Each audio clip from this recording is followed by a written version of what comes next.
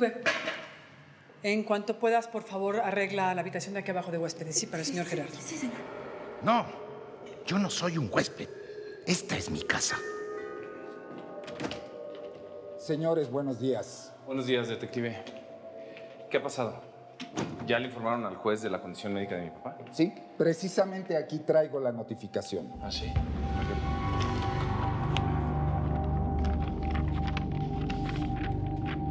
Debido a razones de salud, el tribunal dispone que Gerardo Altamirano sea retenido en su residencia. Se ha encontrado al acusado culpable de asesinato y se le ha dictado arresto domiciliario. ¿Qué más cárcel que mi propio cuerpo? ¿No se dan cuenta que ya estoy preso? Tras revisar las pruebas presentadas por la Fiscalía, se ha determinado que el acusado Gerardo Altamirano es culpable de homicidio en primer grado por la muerte de Horacio Villarreal. Debido a su incapacidad, se le mantendrá confinado en su residencia por un tiempo de 30 años. El sentenciado deberá usar un dispositivo rastreador en todo momento.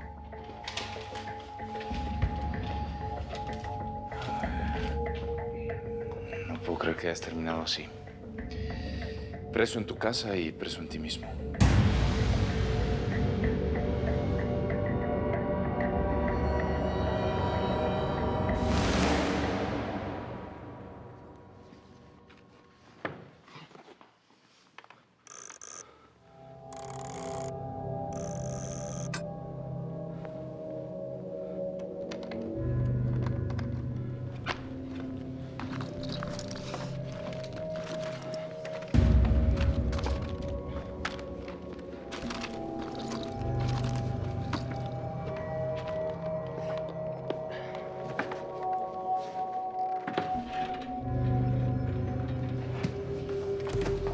Disculpa, Sergio, espero no importunarte, pero Rodolfo y Margaret quieren hablar contigo personalmente. Como Gerardo no está en condiciones de hablar y José Ignacio se fue del... No puedo, que se vayan, ¿sí? Que se vayan.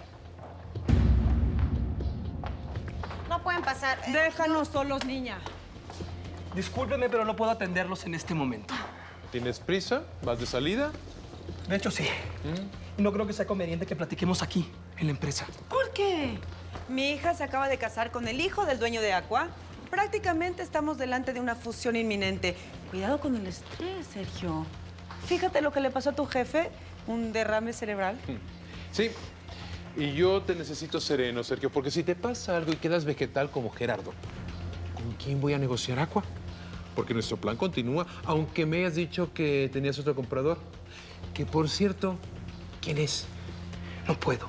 Tengo una junta, gracias.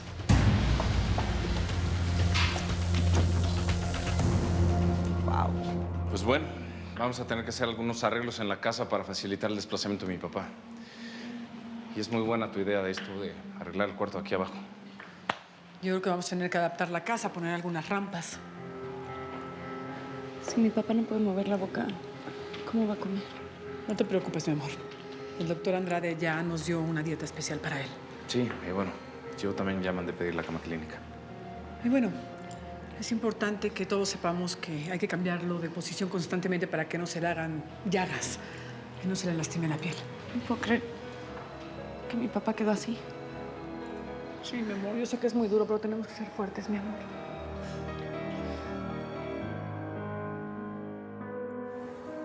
Rodolfo la internó. Él firmó la orden. Después Leticia y yo pudimos sacarla de ahí. Pero bueno, el caso es que ahí conocí a Graciela. Me pareció una enfermera responsable y celosa de su deber. Más tarde me visitó en mi clínica para buscar trabajo. La habían despedido de la clínica, del psiquiátrico, porque hubo una confusión ahí con todo el asunto de Rosaura. Los Sotomayor necesitaban una enfermera para Rosaura de tiempo completo y me pareció que ella era la indicada. Claro. La recomendaste porque tú siempre quieres ayudar a todo el mundo. Pero es como mucha casualidad, ¿no crees? ¿Qué cosa? Doctor, ¿todo bien? Sí, todo bien, gracias, muy amable. Con permiso. Sé que Graciela está medicando de más a Rosaura. La pobre vive dormida desde que ella la está cuidando. ¿Tú cómo puedes saber todo eso? Bueno, cuando vienen a visitarme, de repente me cuentan cosas. Yo creo que deberías ponerle atención a esa enfermera. No sea que en lugar de estar ayudando a Rosaura, le esté enfermando más. No sabes cuánto me mortifica y me duele verte así. ¿Sabes? Hablé con Antonio y me dijo que Rosa es su hija, que él lo comprobó con el ADN y la va a ayudar a salir de la cárcel. Gabriel, el abogado de mi hermano, ha hecho un buen trabajo defendiendo a tu hija. Si Dios quiere, Rosa saldrá pronto de prisión. Quiero que sepas que no te culpo por haber engañado a mi hermano, ni por haber tenido una hija con Antonio. Ahora sé que Eduardo no fue precisamente el hombre ideal. ¿Permiso? Hora de la medicina. ¿Para qué medicina si Rosaura está tranquila? Órdenes médicas.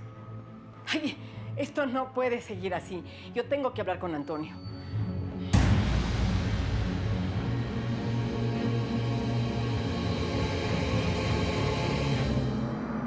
Es que han sido días tan intensos, Val.